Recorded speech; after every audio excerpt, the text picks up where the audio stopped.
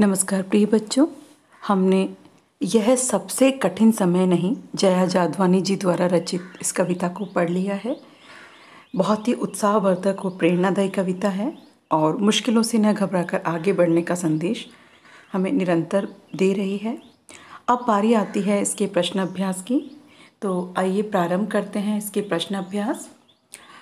ये देखिए, जैसा कि पहला प्रश्न, यह कठिन समय नहीं यह बताने के लिए कविता में कौन कौन से तर्क प्रस्तुत किए गए हैं।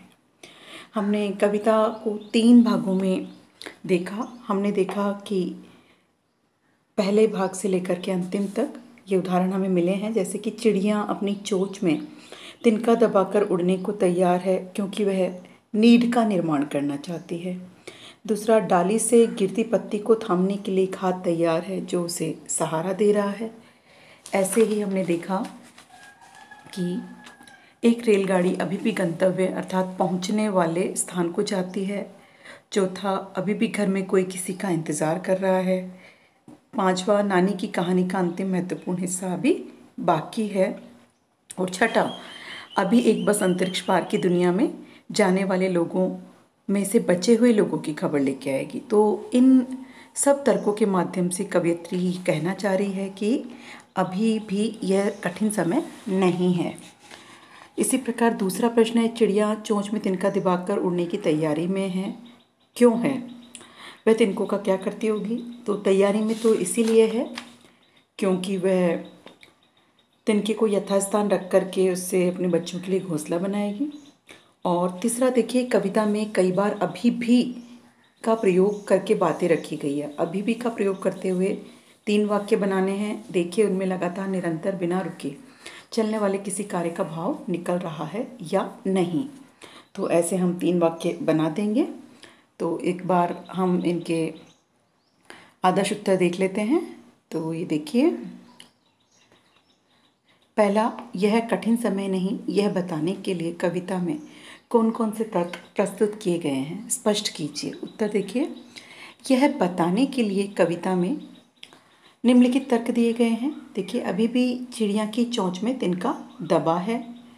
फिर दूसरा, एक हाथ झरती हुई पत्ती को थामने के लिए बैठा है। तीसरा, अभी भी एक रेलगाड़ी गंतव्य तक जाती है। चौथा, कथा का आखिरी हिस्सा बूढ़ी नानी सुना रही है जिससे अभी भी एक बस अंतरिक्ष के पार की दुनिया से बचे हुए लोगों की खबर लाएगी। पांचवा है, अभी भी कोई किसी को कहता है कि जल्दी आ जाओ, सूरज डूबने का समय हो चला है। ऐसे ही द्वितीय प्रश्न देखिए, चिड़िया चोंच में तिनका दबाकर उड़ने की तैयारी में क्यों है? वह तिनकों का क्या करती होगी, लिखिए। जैसा हमने अभी इसका विवरण भी लिया है और हमने अभी इसको हल करने का प्रयास किया। अब देखिए, इसका उत्तर लिख देंगे हम। सूरज डूबने वाला है और सूरज डूबने से पहले चिड़िया अपने लिए घोंसला बनाना चाहती है, इसलिए चिड़िया अपनी चोंच में तिनका दबाकर उड़ने की तैयारी में है।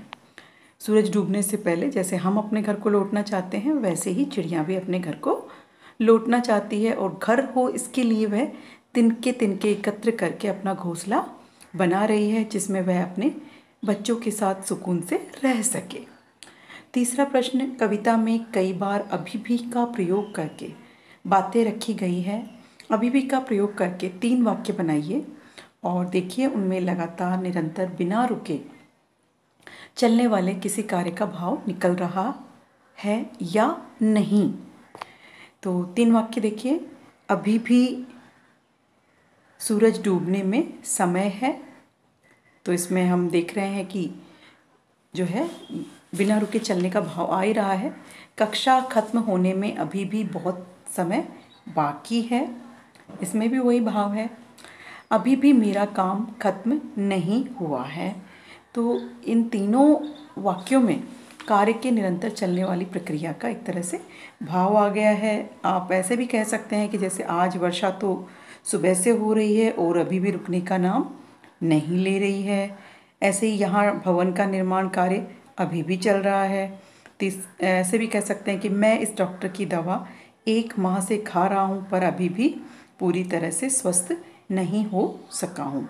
तो जहाँ निरंतर कार्य करने का, बिना रुके चलने का जो भाव अभी भी के द्वारा व्यक्त हुआ है, ऐसे ही शब्द हमें, ऐसे ही वाक्य हमें बनाने हैं। धन्यवाद।